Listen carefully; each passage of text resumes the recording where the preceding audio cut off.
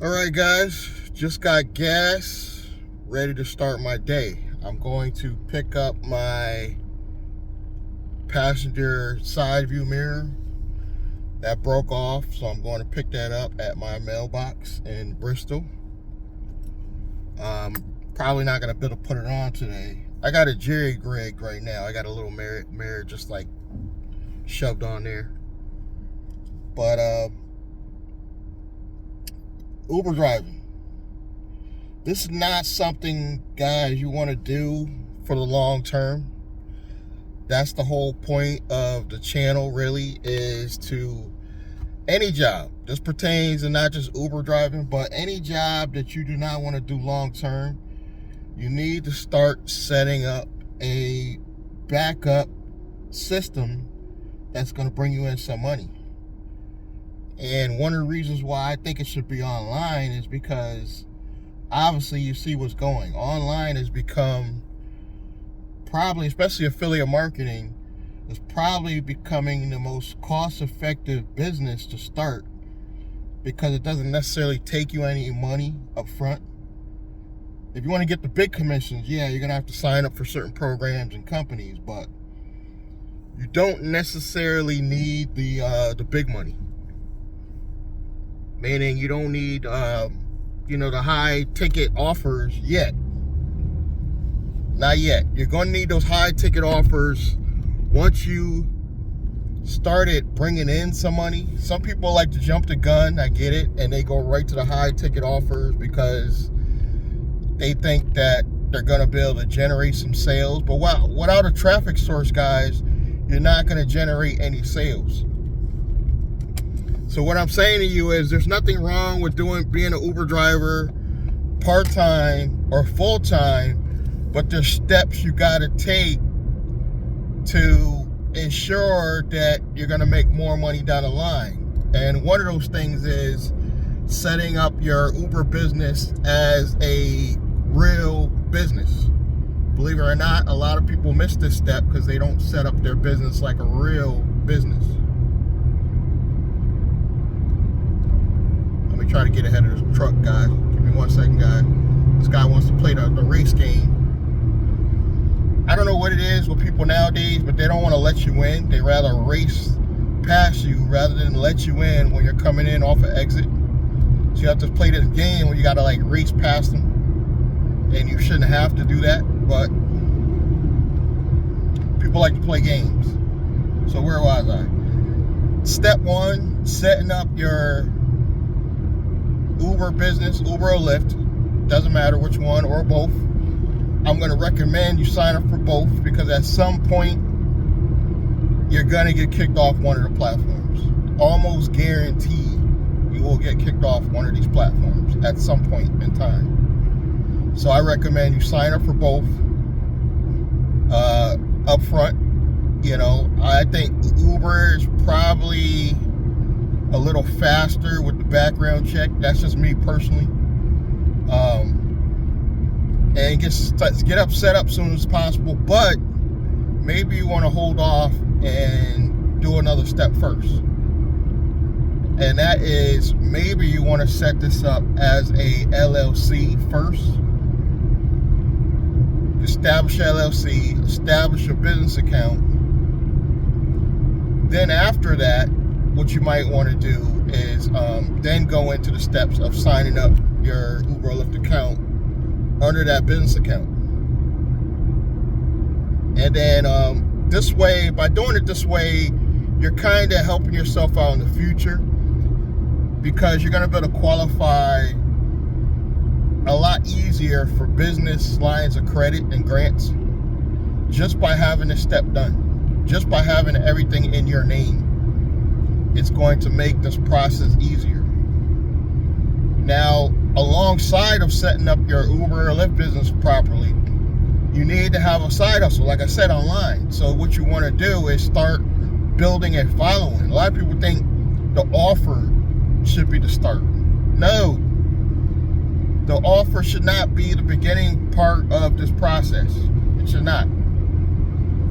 It's not the offer. It should be the actual construction of your traffic source, whether that be a YouTube channel or a podcast. You need the beginning stages of setting that up first. So what I recommend people do is build a channel and don't be afraid to fail. Don't be afraid to fail. Do not put any links or anything under your first 30 videos. You're going to do 30 videos. You're not going to promote anything. You're going to keep these videos on private. You're going to allow yourself to make mistakes. Do 30 videos. Hopefully you're trying to improve after each and every video, watching it, critiquing yourself. Hopefully you'll want to improve those videos. And after you hit your 30th video, then go back, release the first video, one at a time. After all 30 are released, and you already began working on new content, then I would say you can go back and start promoting things. You know, and don't try to be like other people you see. I think a lot of people try to do what other people are doing, meaning that you might see that I got multiple channels, so you jump right in to try and do multiple channels. No, that's a mistake. I didn't start out with multiple channels, guys. I started out with one channel. One. I recommend you all just focus, even if you're going to do multiple topics, because you're not going to be crafty enough in the beginning to come up with different concepts and start doing different channels. Do like a blog type channel, vlog, whatever you want to call it. One channel, put all your content on that one channel. Don't try to be all over the place in the beginning. By doing this, you're going to allow yourself to build an audience. And then later on, once you've built the audience, I did everything wrong. That's why I'm telling you guys the right way. I should have focused on my one audience on my main channel, and that's it. And then after building that audience, move on to the next channel. You know? But I'm telling you guys how to do it the right way, and that is focus on one channel. If you're going to do a podcast, focus on the one podcast. And you could do a combination of both. You could start off with the blog and the channel at the same time, but I would not try to do multiple channels or multiple blogs, because you want to diversify your advertising, but you want to do different types of advertising. Then you want to do maybe a TikTok. If you're into this, TikTok, Instagram. I'm not really. I just started a TikTok. Well, I have actually 2 TikToks for somebody saying they don't like TikTok. But I'm not trying to go hard. I'm doing little micro experiments. I learned this from Glendon Cameron. I'm just trying to feel things out. So I do have an Instagram, and I do have TikToks. I got 2 Instagram, 2 TikToks. I'm trying to see what works best, business or personal. Of course, entertainment does the best on all these things, but unless you're basing your sales on entertainment, I wouldn't really go there. I would just focus on what you're into. If you're into fish tanks, that's what you should focus on. If you're into baseball, that's what you should talk about. If you're into women and you're trying to understand the ideas of how women think and do that, focus on what you are into. In the beginning, I just focused on Uber because that's what I was doing at the time. And then slowly I started talking about business and affiliate marketing. But focus on what you're good at. That'll give you a better chance, I think, of being successful at this stuff. There's no real concrete guarantee that you're gonna make it on YouTube. I'm still struggling to make it on YouTube. But what I'm telling you guys is, even though I'm struggling on YouTube, I've built up enough of a following to get some sales. I actually built enough of a following to get some sales, even though I don't think I'm getting enough views. I'm not getting nowhere near as many views as I could if I do some things differently. So I'm doing micro experiments, trying some different things out. Some work, some don't. And that's another thing. This is going to take a lot of time. And I notice as people get older, it seems like even though they're getting older, they're running out of time, they're more patient with their time.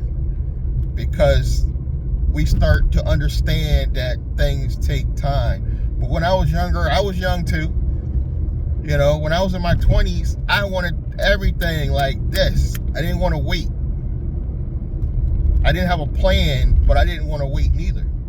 I'm telling you guys, you might have to wait, and you might start implementing your plan now. Think about this. If you start a channel now and you're in your 20s, even if you're talking about bullshit, you'll probably get traction after 10 years of posting every day. Somebody's gonna watch. Somebody's gonna watch.